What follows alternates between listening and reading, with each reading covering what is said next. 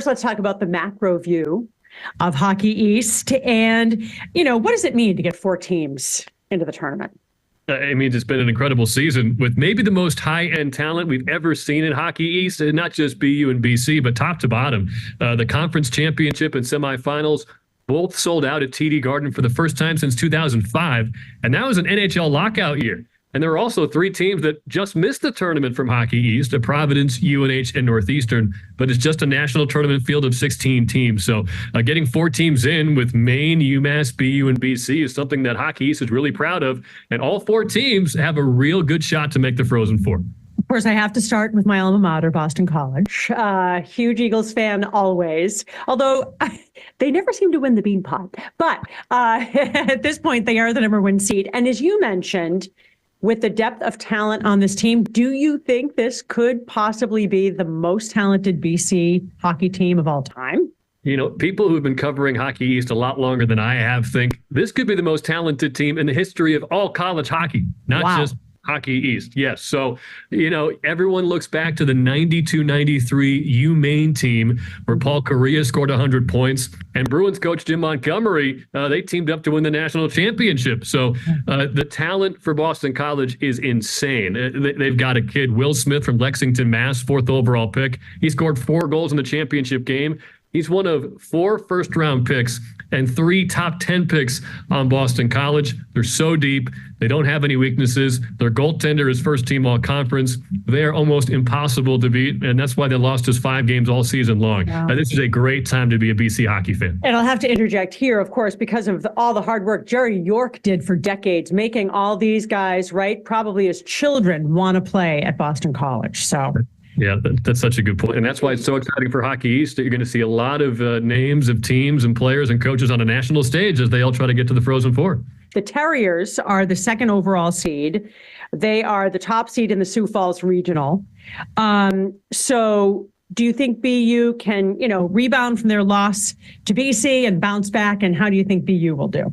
Yeah, the thing about BU is they're the #2 ranked team in the country for a reason. They've got 14 NHL draft picks, just like Boston College. Wow. But the only teams they've had trouble with all year are Northeastern and BC. 5 of their 9 losses have come against those 2 teams.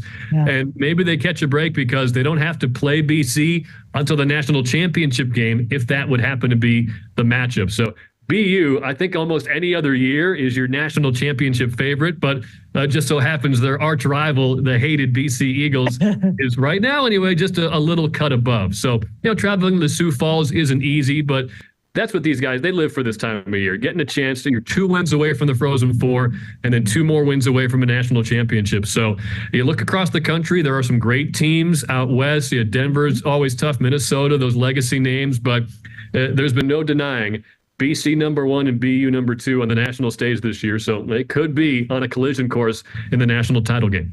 An embarrassment of riches, up and down Comm Ave. I mean, can any other city in the country say that? And BU has Macklin Celebrini. What makes him so special? Oh, man, he's the youngest player in college hockey, Paul. He's not going to turn 18 until June. He led the nation in points per game this year. So you could say he's the youngest and maybe the best player in the country. Only 4 players ever have won Rookie of the Year and Player of the Year in Hockey East, Jack Eichel, Brian Leach, and Paul Correa. So he's in that category. And it's the stuff you'd imagine: great stick handling, great skating, great shot. But what scouts and coaches really like is how competitive this guy is, how hard he plays defense, and how strong he is at a young age. His dad works for the Golden State Warriors as head of sports medicine. He used to do that for the Vancouver Canucks. So Macklin grew up around pro athletes his whole childhood and through his teen years. So he knows the kind of work ethic it takes to get to that high level. And he's adopted it as well as anybody at his young age that we've seen play college hockey. And boy, he probably knows how to tape his knees up. No problem, right? He's been well trained at that. Let's talk about Maine, because this is the first time in 12 years Maine has made the tournament. 3rd year for Coach Ben Barr. How has he been able to turn this program around?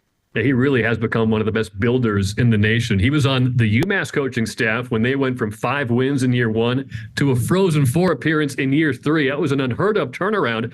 And he's doing something similar with Maine. He said he wants to establish a winning culture before we can even set goals. And right from his first few games in year 1 and year 2, coaches around the league would tell us, man, Maine is really hard to play against ever since Ben Barr showed up.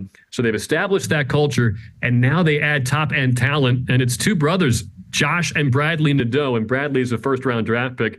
Those two are just tethered somehow. They can find each other all over the ice.